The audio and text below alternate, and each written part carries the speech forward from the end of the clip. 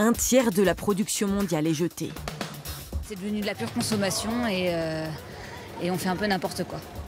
Dans le monde, près d'1,5 milliard de tonnes de nourriture est gaspillée chaque année, l'équivalent de 22 millions de repas. C'est vrai qu'on en jette tellement à l'heure actuelle. Avec ce que l'Europe jette chaque année à elle seule, 1 milliard de personnes pourraient être nourries, soit l'intégralité de ceux qui souffrent de la malnutrition dans le monde. Tous les jours, on gaspille sans compter en fait. Chez nous en France, 10 millions de tonnes d'aliments partent à la poubelle tous les ans. En termes de poids, ça fait quand même 750 tours Eiffel. On est souvent là en train de gaspiller alors que les choses sont encore bonnes.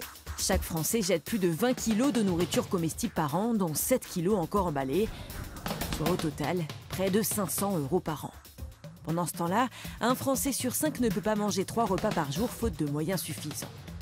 Alors on s'est demandé, la région Centre-Val de Loire dans tout ça. Même chiffre, même constat, c'est l'ADEME qui nous l'a affirmé, alors on y croit.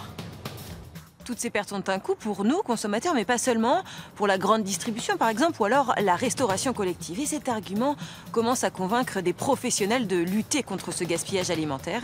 À Vendôme, Isabelle Racine a rencontré un distributeur chez qui certains fruits et légumes échappent de justesse à la poubelle et sont même rentabilisés. Regardez.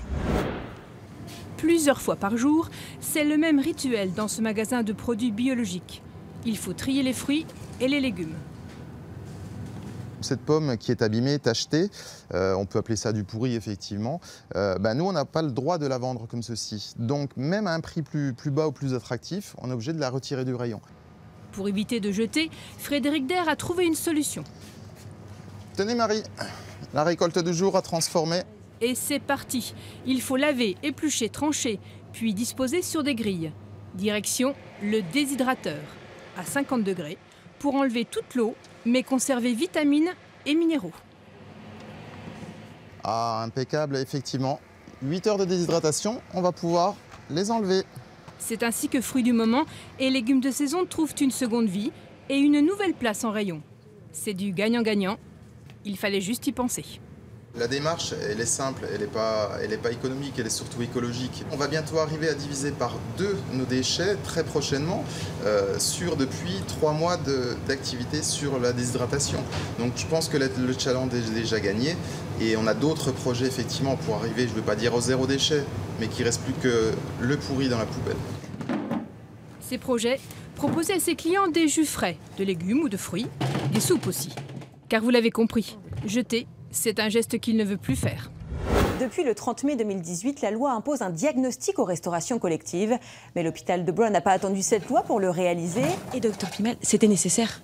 C'était nécessaire. Tout le monde sait en fait que lorsqu'on est malade, la première chose qui ne va pas, c'est l'appétit. Le diagnostic a montré qu'en moyenne, on avait 40% de nos assiettes qui étaient mis à la poubelle.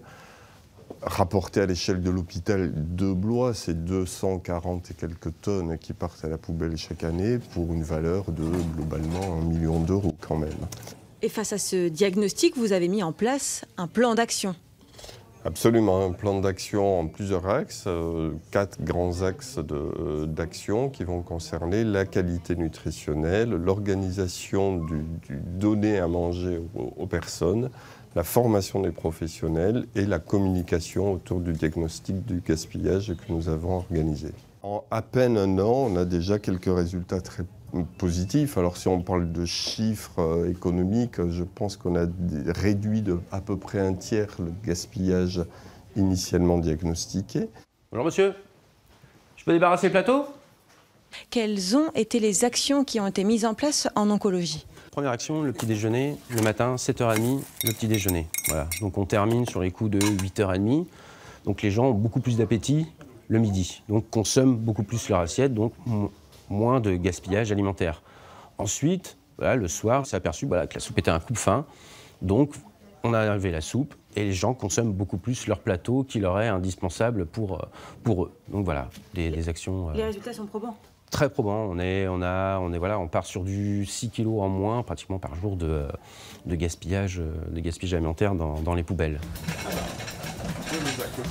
Le gaspillage alimentaire contribue également au réchauffement climatique. 1 kg de nourriture produit équivaut à 4,5 kg de CO2 rejetés dans l'atmosphère.